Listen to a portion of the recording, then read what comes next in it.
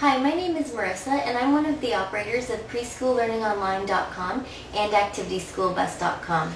Now, the video I'm doing today was actually a request, so I just want to say hello to Gretchen from the Philippines. She has requested a video showing a full day schedule in a toddler room. Now this is just a sample, but it gives you an idea to follow, and you can always put your own ideas in as you go along. So I just wrote it out as a guideline. So for a toddler room, the first thing would be from when the center opens until around 8:30 a.m. This would be family grouping time. So you would give parents and their children a time to be dropped off, come in. Parents can talk to you if you have any concerns.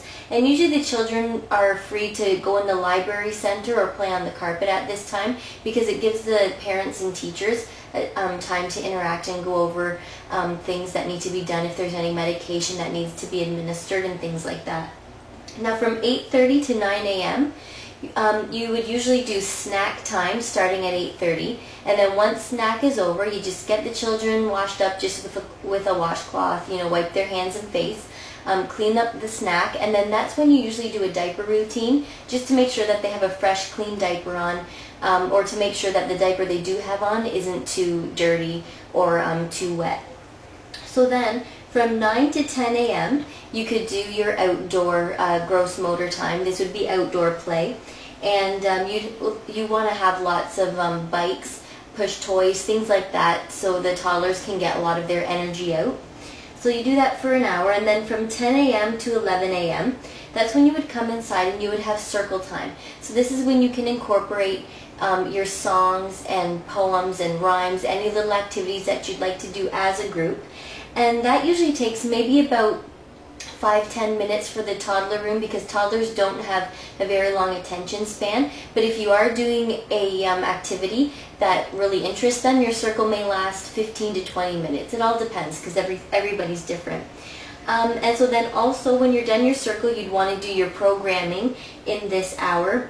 And your programming would be, you could have a sensory activity out, little science activities. I'm going to have a video up that is going to talk about what to put in the programming area, so watch for that one. But that's what the programming part would be. So after circle, you have your programming and you do learning activities. Then you'd want to do a diaper routine, because it's getting close to lunch and they've been playing, so you want to make sure that their diapers are fresh. So then from 11 a.m. to 11:10 a.m., you want to clean the areas up, make sure the room is clean.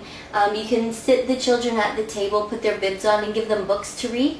And then while they're reading and occupied with the reading, you can set their beds out and things like that. I don't know if your center has beds or mats to put out, but that's a good time to do that. And then from 11:10 to 11:50, that's when you would want to do, you would want to have lunch. You would want to clean up lunch and have the children brush their teeth. So you want to do that whole routine in that 40 to 50 minutes. So lunch, clean up, brushing their teeth, and then getting them onto their beds. Then from 11:50 to 2 p.m., that would be nap time. So once you get them on their bed, you want to give them time to settle down, get any sleep toys or soothers that they may have.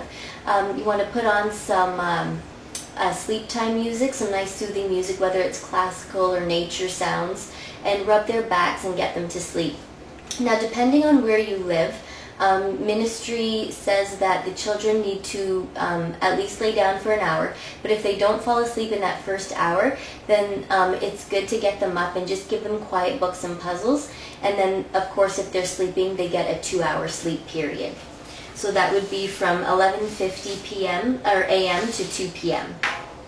Then when they wake up at 2 p.m., from 2 to 3, it would be wake up time, gives you a chance to get their beds away, snack, a diaper routine, and I already said put the beds away. So that gives you a full hour for that. So it's a nice relaxing wake up time. We're not rushing the children.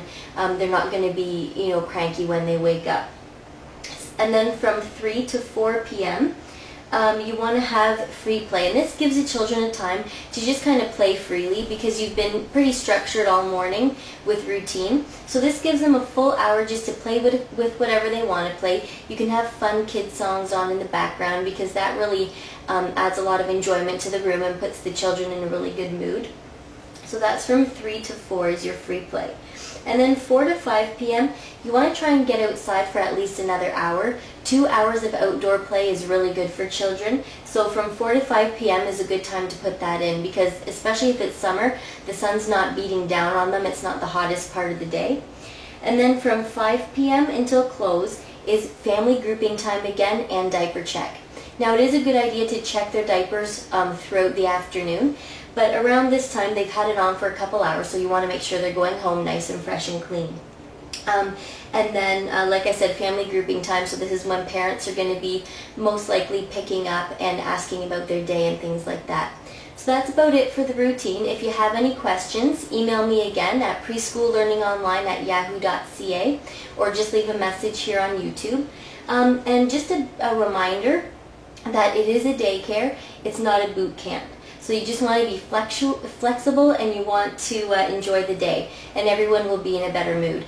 Especially for toddlers, you want to just be able to relax and let them enjoy every transition. If we're too rigid and too scheduled, they're not going to be in a good mood and your day probably won't go as smooth. So just be flexible. If you're 5 to 10 minutes late or more for any of the activities, it's not a big deal.